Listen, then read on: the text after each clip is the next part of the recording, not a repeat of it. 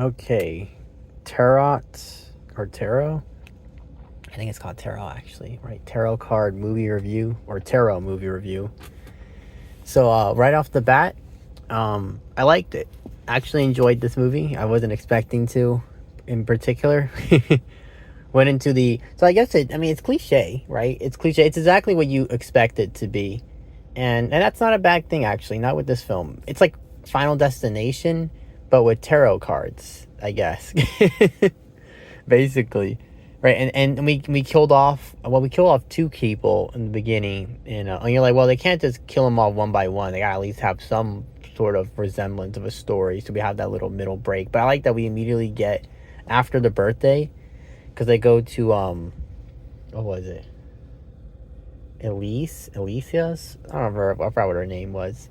The redheaded girl, right? They go to like this house for her birthday, and they find a box of cards, and they do. Everybody gets the reading of the cards, and their center card, their personality card, I guess. That's the card. Like that's the monster that kills them, basically. But the monster, I think the monster, it's like, well, the cards are cursed by like this lady. I guess, well, she used to do tarot cards, and then the accounts. Oh god, maybe I shouldn't even bother to like explain. All you gotta know is the cards are cursed. The woman's like connected to the cards, and whoever uses these cards, they die. They look at the website. That's the most funny part, right? I mean, it's a typical trope in movies. Do they look at the horror cards and stuff, and they look up they look it up on Paxton's laptop, right? And they click the website and immediately loads the screen. You don't have to load anything. It's the classic. And the results are like they're too quick, right? With the results and everything, it's like that nice convenience in movies, right? When they're reading and they don't even do that with research. But I guess like it's like realistic. Like I wouldn't bother doing much research. I'll click a few sites, read a few prompts. Probably if anything, just read prompts and like okay, call it a day. I guess that's a basic rundown of what information I want to know about this particular topic. Yeah, the movie gets a point for that, like that we get straight to the killing, pretty much, like pretty close to it after the car reading. Everybody gets back to Boston, and then another thing I like in the film, well, I like the intro where it says Tarots, it feels like a TV series. It felt kind of cheesy and cute. I don't know. I thought that was nice. I like the actors in the movie. I like how they look. Right now, they're all young 20-somethings, right?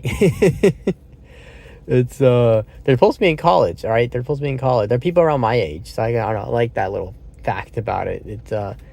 This movie was made for people my age, and I guess and it kind of shows, right? Because everybody in the movie is like, oh, they're my age, and then they talk like how we talk and stuff, and like, oh, that feels just appropriate. Yeah, this movie is not bad. I enjoyed it for what it is. I think it's pretty okay, and it's not something. Like it's just how do you call it? Like a filler time. It's a movie, something to fill your time with. It's a nice date movie, I would say too. It's kind of silly. It's PG-13. There's nothing graphic in it. It's got some blood splattering here. You never actually see any brutal killing. Like the final blows aren't shown. We just know like, oh, that person died. Paige died kind of funny for me because it looked like the jester was sawing like at her thighs, and I feel like would she have died initially that quick? Has she had her thighs sawed off? Like both of them sawed? I mean, she'll die from blood loss, right? Maybe she went into shock. I guess I don't know because she like you hear the sawing, and then she like just collapses. But I don't know. For me, it was funny. I thought that. How do you call it? Maybe she would have still been alive for a little while before initially dying. Another cool thing I like in the way that Paige dies, and it's kind of funny how she dies this way because earlier in the film, when we get the prompt or her card's the magician, you think to yourself, oh, okay, maybe because it says the magician on her prompt. Maybe she's gonna be like in a box and get sawed in half, and then what happens? Consequently, she gets put in a box and she gets sawed in half. Hilarious, I guess. Yeah, to some degree, it's actually kind of funny. It's kind of hilarious, quite hilarious. What else? I'm here thinking about what else.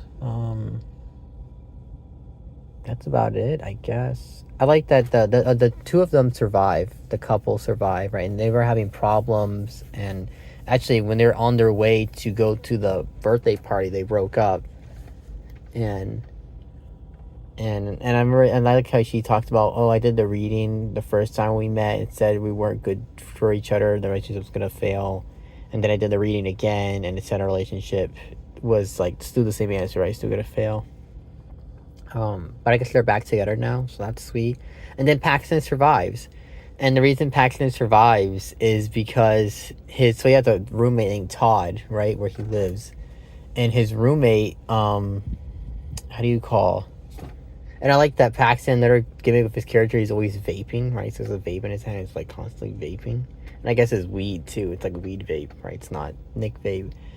And so he's like, oh, you gotta chill, right? You gotta lay off this. Because he's thinking, I'm saying stuff, but maybe it's because I'm hitting this vape, and that's why I'm saying stuff.